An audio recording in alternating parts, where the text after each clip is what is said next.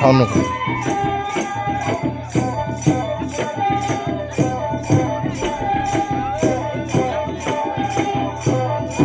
আমি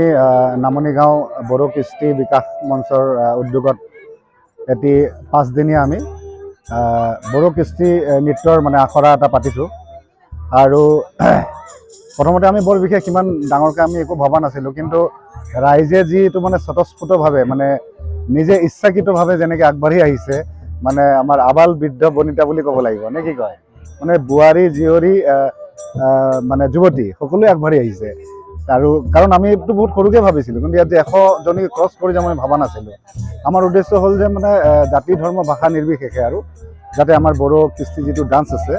সেই ডান্সটোৰ লগত সকলোৰে এটা পৰিচয় কৰি দিয়াৰ উদ্দেশ্যেৰে আমি এই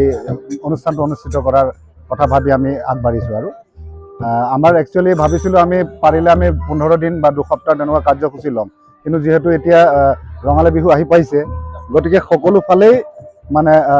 কৰ্মশালা বা তেনেধৰণৰ আখৰা চলিব লাগিছে আৰু যেহেতু আমাৰ ৰঙাপুৰৰ একেখিনিয়ে আমাৰ ছাত্ৰ ছাত্ৰী বা যিখিনি অংশগ্ৰহণকাৰী গতিকে আমি নিজৰ মাজতে সেইটো মিলাই লৈ ডেটবিলাক তেনেকৈ আমি মানে পাতোতে আমাৰ এইটো 5 দিনীয়াহে আমাৰ মাজত মানে পৰিল আৰু এইটো 27 তাৰিখৰ পৰা হৈছে আৰু আজিলৈ আমাৰ হয় 1 তাৰিখে সামৰণি পৰিব আৰু আজি আমাৰ 4ৰ্থ দিন হয় আৰু আমি আমাৰ পৰিকল্পনা আগন্তুক দিনত আৰু যাতে এনেকৈ সুবিধা মতে সকলোৰে আমি অলপ মানে যাক মানে প্ৰশিক্ষক আনি বাহিৰৰ পৰা বা যাক কয় মানে প্ৰফেচনেল প্ৰশিক্ষক তেওঁলোকৰ দ্বাৰা আমি মানে প্ৰশিক্ষণ দিয়াৰ ব্যৱস্থা এটা পৰিকল্পনা আমি কৰিছোঁ এতিয়া চাওঁ সকলোৰে সহায় সহযোগিতা থাকিলে নিশ্চয় আমি আগবাঢ়ি যাব পাৰিম হয় এতিয়াতো বৰ্তমান যি ট্ৰেইনাৰ ইয়াতে আছে 10 জনী যুৱতী তেওঁলোক হ'ল আমাৰ সংগীত মহাৰণত মানে ৰাজ্যিক পৰ্যায়ত হয় তেওঁলোকে 2য় স্থান প্ৰাপ্ত হয় আৰু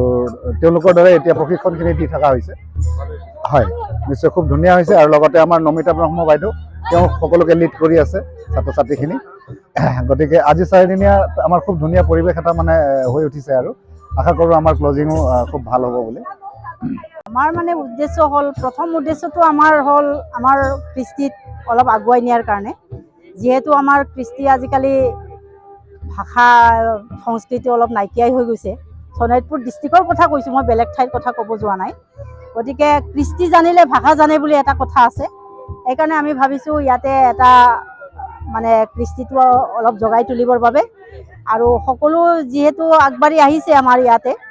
গতিকে সকলো সহযোগ পাইছোঁ আশা ৰাখিছোঁ কৃষ্টিটো যেতিয়া আগুৱাই যাব আমাৰ জাতি সংস্কৃতি আগুৱাই যাব গতিকে আৰু এই ৰঙালী বিহুৰ এটা উপলক্ষও আছে আৰু আগলৈকে ভৱিষ্যত আমি বড়ো কৃষ্টিক আগুৱাই নিম এতিয়া যিহেতু বাগৰুম্বা দাউচি দেলাই সেই সম্পৰ্কে আমাৰ নাচনীসকলে যিসকল নাজানিছিলে সেইসকলে জানিছে গম পাইছে গতিকে আমাৰ প্ৰথম উদ্দেশ্যটো হ'ল আমাৰ নিজৰ জাতিৰ সংস্কৃতিটো অলপ আগুৱাই নিয়াৰ কাৰণে আৰু আমি ৰঙালী বিহু আগন্তুক আহি আছে